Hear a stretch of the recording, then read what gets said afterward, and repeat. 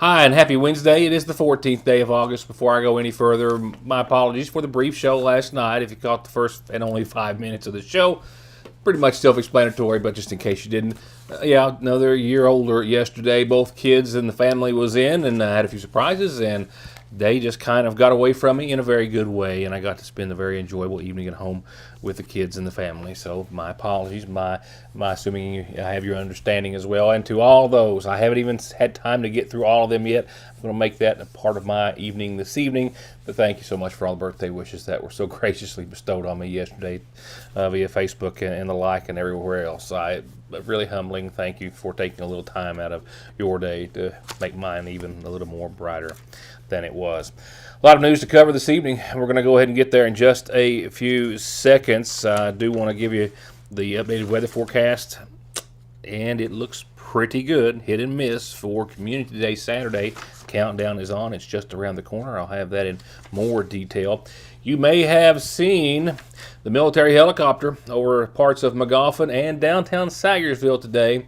And as everyone knows, it's that time of year, and it starts around the 1st of July. That's when the Kentucky State Police's marijuana eradication efforts and teams start to patrol the air, looking for marijuana on the ground. Now, I am still awaiting an official press release and some other details, but I do have some tidbits that I can pass along to you after speaking with someone associated with the team, and we'll leave it at that. But they did find several plots of marijuana and cited numerous people in McGoffin County, all misdemeanor charges with just a few plants for the most part. A couple of larger patches they did find in areas that were not marked or no identifiers as to who the pot might have belonged to, but it was of course seized nonetheless. They've been in a number of eastern Kentucky counties now, in Kentucky counties since the 1st of July. They're in McGoffin County. They have been this week. And as far as their schedule, they'll be back in McGoffin County before they wrap up. Exactly what day, I do not know. But they're going to give me some official numbers and keep us abreast of any serious developments. But as of right now, there were several, maybe 4 or 5 people cited, as I understand, with misdemeanor counts of cultivating marijuana and a number of plants that were found elsewhere in some larger quantities, but again, not on land that was indicative of it being property or should say marijuana tended to by any specific individual. So I'll keep you up to date on that. I've got some good news tonight. I don't have a date for you, but for the folks who have had to take the long way around since May, there is some at least light at the end of the bridge. Not tunnel, but bridge. I shot this video on May the 14th, just a very, very short time, hours or maybe just a day or two after resurfacing crews were surveying the bridge, getting ready to put a new coat of blacktop on, and noticed there was not much of a bridge underneath to do so. Immediately it was shut down for obvious safety reasons, and it's been a thorn, I'm sure, in the side of residents ever since May. Well, good news is it is now getting ready to see some work, actually replacement. Bridge replacement for this bridge on 3334 Old Lick Creek Road starts Monday. Now, the state tells me that they do not have a timeline as to when it will be reopened, this thoroughfare, with the new bridge in place, but they are to start moving and then construction of this new bridge, a new bridge in this location, 3334, this coming Monday the 19th. We'll be glad to keep you up to date as progress is reported. For now, same detours apply. In other news, new developments tonight in the case of the murder of Amber Spraglin and the 3 men accused of being responsible for her death or the cover-up of her death. Another indictment was returned today by the sitting Floyd County grand jury, this adding another charge of tampering with physical evidence to all 3 individuals. Of course, the initial indictment alleging M.K. McKinney is responsible for taking the life of Spraglin with a count of murder, but all 3 individuals, he, his father, and the family friend Josh Mullins as well, indicted each for 7 counts of tampering with physical evidence for getting rid of the clothing that M.K. McKinney was allegedly wearing, cleaning up blood, and destroying video and or video equipment throughout the home in an effort to hide evidence of the crime. The indictment released today according to the paperwork from the courthouse, alleged that the men used a knife that was not a part of the murder and planted it or hid it in the couch where Amber Spradlin was found or killed in an effort to throw police off their investigation, trying to make it look as though the knife that they had left was the murder weapon, and in fact, when it was not. Meanwhile, the attorney representing M.K. McKinney has responded to allegations by the court, or at least questions by the court, as to erroneous information that was submitted. M.K. McKinney's attorney, Randy Martin O'Neill, in his motion to have the case dismissed against his client, cited supporting case law, 3 different cases in that motion, but the court, nor the court's staff, nor anyone could verify that they were actual legitimate cases, and ordered the attorney to produce proof that they were, threatening to hold him in contempt.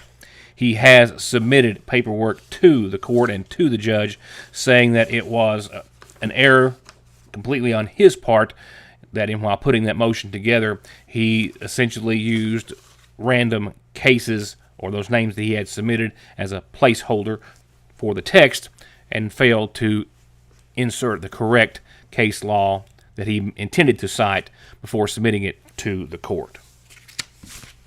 I'll be right back. Outlaw X Country isn't just about the games, it's about the food, the cravings, the carnival cravings, perfect for lunch or a fun date. Hot dogs with scratch-made chili, onion petals, nachos, the grilled cheese, and hand-squeezed lemonade.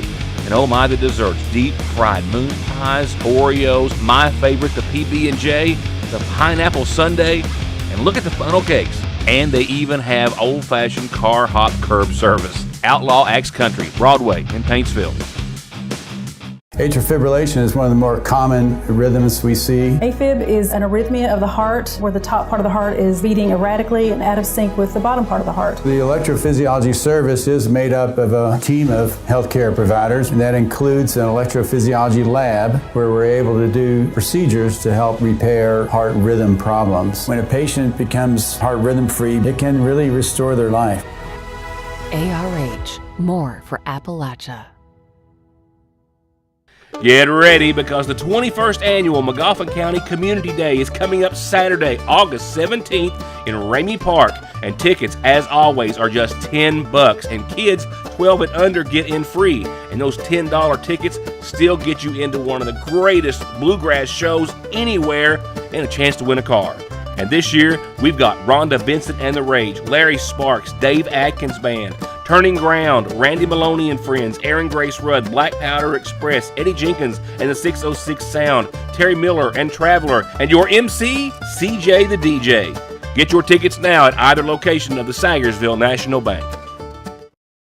Whether you've got a new ride and you want it to stand out in the crowd, or you want your current ride to look and feel like a new one, no one does lifts, wheels, and tires better than Conley's. Stop in now for spring tire specials, free quotes, and 0% financing, or log on to conleytire.net. For whatever reason, if your working days are over, don't do anything before you meet Grover. Social Security, disability, SSI, work injuries, wear and tear, and hearing loss. 888-9-GROVER. Get ready for an experience like no other. Artrageous is coming to the Mountain Arts Center on Thursday, September 26, 2024. Artrageous isn't just a show, it's a celebration of art, music, and creativity.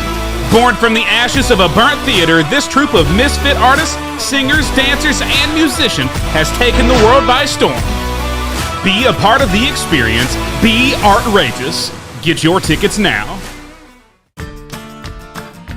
I believe in Kentucky. I believe in Kentucky. I believe in small town values. And mom and dad and the things they handed down. I believe some of the best people in the world are farmers.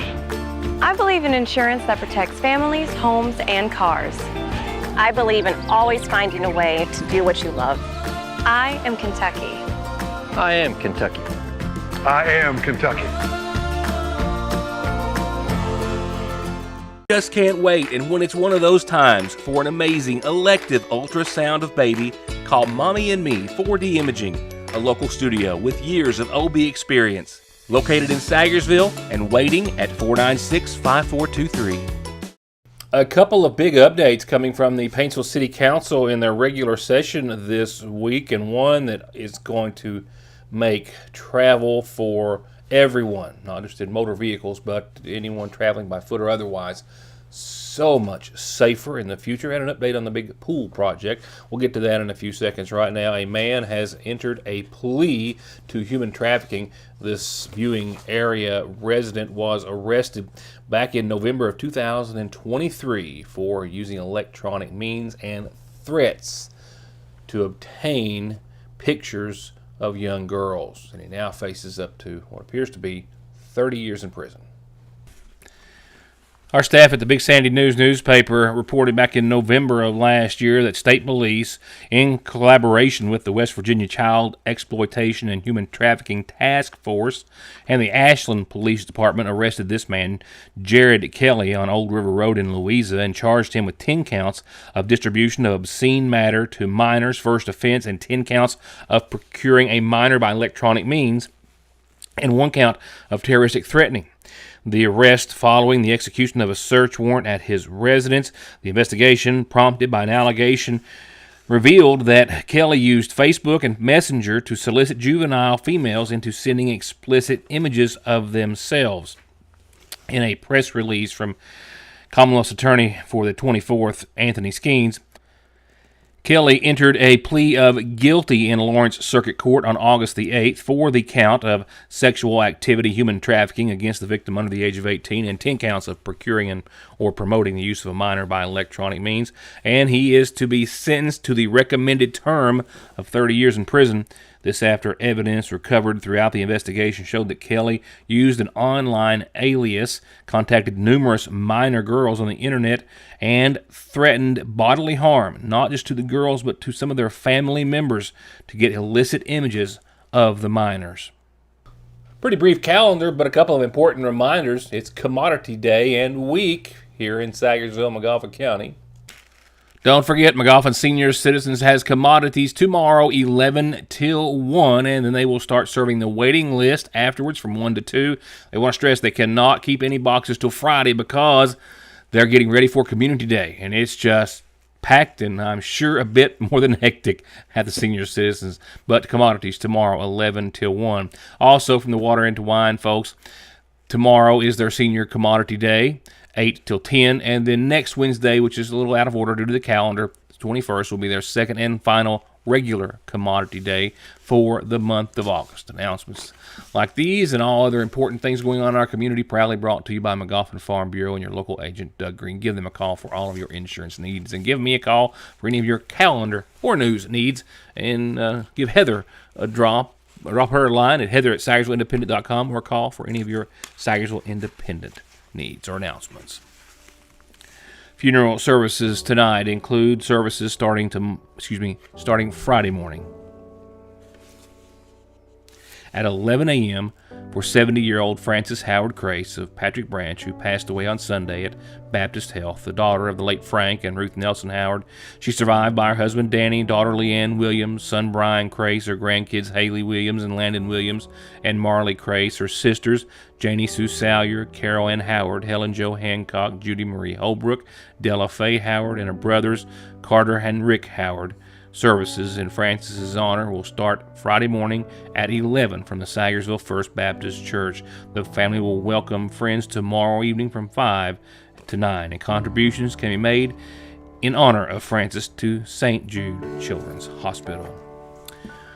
Isla Watts Howard, 87, of Sagersville, passed away today at her home here in McGoffin County, preceded in death by her husband Marcus. Arrangements to be announced soon by the McGoffin County Funeral Home.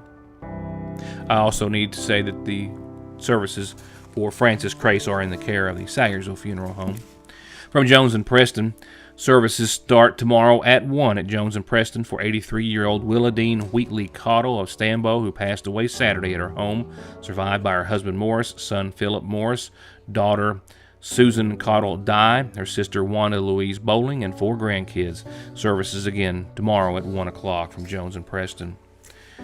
A memorial service will start Saturday at 6 for Elizabeth Joan Barr Merson, 83 of Stambo, who passed away on Saturday the 27th, survived by son Matthew James Merson of Ocean Springs, one daughter, Stephanie Ruth Vera of Tudor Key, and 4 grandkids. A memorial service again will be this Saturday at 6 at the Kingdom Hall of Jehovah's Witnesses on Jenny's Creek, under the direction of the Jones and Preston Funeral Home. Dies in the U.S. every 7 minutes from an overdose, and over half of the population gets or takes pills from a friend or relative. And about 46 million and counting are exposed to narcotics in their drinking water. So don't toss them, flush them, or leave them lying around. Safely dispose of your unneeded meds anytime at Parkway Pharmacy, where you can always talk to a pharmacist when you... Thanks to you, Fraser's Prater Drug has been voted #1 in customer satisfaction with Good Neighbor Pharmacies for the 7th year in a row. With curbside pickup for all of your prescription, allergy, or even multivitamin needs. Or come in and pull up a stool while you shop, or just visit downtown and treat yourself to something extra tasty or sweet. Where locally owned means a more personal, reliable, and friendly pharmacy. Fraser's Prater Drug. Summer is wrapping up, and that means back to school, football games, fall, and all the wonderful things that go with it. And the seasonal shop has got a large selection of McGoffin and UK merchandise ready to go. Beautiful jewelry and accessories to complement all of your outfits. And for the teachers, a full line of spa and pampering products that are perfect to help relieve a little stress after some long days. Fragrance lines to help maybe any classroom or dorm room feel more like home. And as always, a beautiful selection of home decor. If you haven't been in lately, very lately, stop in and get a preview of some of their fall and Christmas colors and styles. And remember, local delivery and layaway at the seasonal shop.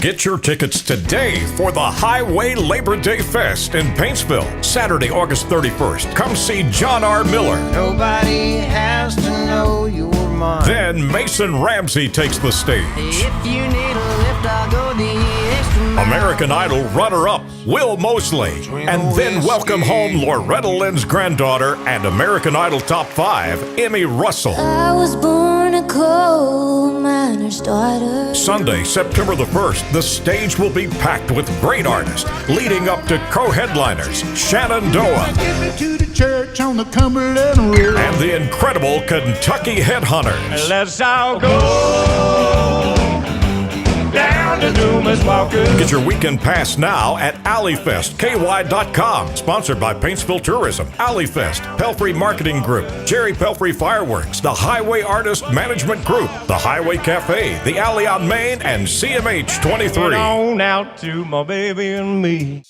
The Big Sandy Healthcare System family is excited to welcome and introduce to you their newest team member, Dr. Emily McCormick, DMD. From right here in Eastern Kentucky, Dr. McCormick joins Hope Family Dental and is excited to see and serve patients in Magoffin County.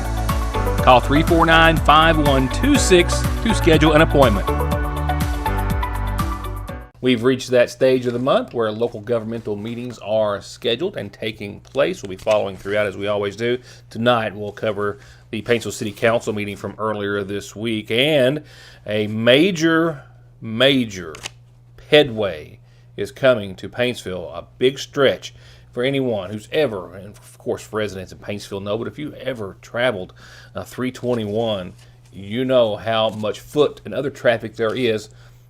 And it's hard to even call it a shoulder just because of how the road and land lays. But that's about to change thanks to a $6 million grant. And also, Mayor Bill Mike Runyon as well updated the council and us tonight on the big pool project, which is seeing some progress as well. It'll be, of course, in operation for next summer. Judge McKenzie called me a little earlier, and for a few years now we've been working on a Kentucky Highway grant down 321 out toward the plaza. And there's going to be an area that will start at the James Trimble Boulevard Bridge, and it should run all the way just about to Bob Evans. And we're about to get that grant, and what it is, there's going to be an 8-foot pedway out through there for people on scooters, walkers, bikes, so on and so forth. And we're about to get that grant, and we're going to have to come up, the county is, with a 3% match. It's a $5.9 million project. They're going to have to come up with 3%. Judge McKenzie wants to know if the city wants to go in on half of that, which would be $17,500. I just want to run it by you, because I think it's much needed. Absolutely. And it is in your city, so. Okay. Also, went over to the pool today. The pool building has started. Good. On the 23rd of this month, they will put the liner in the Olympic pool. And if you don't care, I'm going to spend an extra $15,500 and go ahead and have the baby pool lined as well. Okay, yeah. That'd be good. I just wanted to run that by you. Be glad to get that finished. That's a much needed project. In some other matters, financial matters, Mayor Runyon encouraging the council to continue to take another strong focus on the crippling deficits with Paintsville 911 and EMS. It's not a new conversation. They're just looking for a new solution, this time in asking the city's attorney to try to find one. As your mayor, I think that you need to take a strong look at letting Mr. Baldwin look at this ambulance service district. And the reason being, when I went through the financials from last fiscal year, we showed a extreme deficit in EMS and 911. I don't know how much longer we can sustain those type of deficits year after year after year. So with council approval, I'm going to have Mr. Baldwin take a look at the KLC ambulance service districts. I don't think I need to remind you, but I'm going to now, and as I have a few times already this evening, and every evening that's left this week before this Saturday, which is the 21st Annual McGoffin County Community Day. Looking forward to showing you the car that's going to be up for grabs for that $10 ticket that you use to get in to see all that awesome entertainment, starting with Rhonda Vincent and The Rage, and Larry Sparks, Dave Atkins, and Turning Around, and the list goes on. All the great shows, great food, great prizes, great fun. All this Saturday. Hard to believe. It's here. Community Day is here. And so is your weather forecast for this evening, powered by Licking Valley RACC. It has some ups and it has some downs. It has nothing on local Doppler radar, so we'll just skip that fun part of the program and go straight to some current data. Topped out at 90 degrees in downtown Sagersville earlier today, as we were expecting to see the upper 80s at the very least, as we are again tomorrow. 86 right now. We've got the barely a wind out of the west a second ago at 0, now 2, and back now nothing. We had a 12-mile-per-hour gust earlier today at most. Humidity at 37%, dew point at 57 degrees, and sunrise at 6:49, sunset at 8:27. So not much, if any, wind moving in downtown Sagersville right now, as we are looking at a nighttime low with mostly clear skies of around 62 degrees, calm winds, and those nighttime lows cranking it up for the next few nights as our temperatures again for your Thursday. 88 tomorrow, sunny. Going to be another warm one in the neighborhood. Nothing we are not used to say the least. Light and variable wind at most. Partly cloudy skies tomorrow evening. Technically, there's a 10% chance of showers and thunderstorms, but it's not until 4 o'clock Friday morning. So we'll just roll it over to Friday and say tomorrow's going to be nice, sunny, 88 degrees for your Thursday. Your Friday, not so much. You've been holding off maybe some outdoor projects or something you needed to do before the rain hits. tomorrow's your day, because Friday we look to see some showers and possibly a thunderstorm or two. The biggest likelihood is after 5 o'clock, 4 or 5 o'clock Friday afternoon. Right now looks to be the window.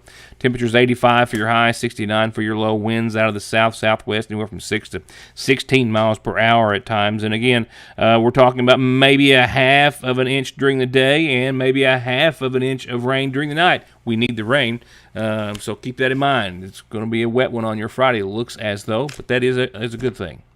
It will be followed by the first half of your weekend, of course. Temperatures right around the same as Friday, 84 for your Saturday, and a lesser, albeit 50% chance of some showers and thunderstorms Saturday with nighttime lows, as you saw, around 65.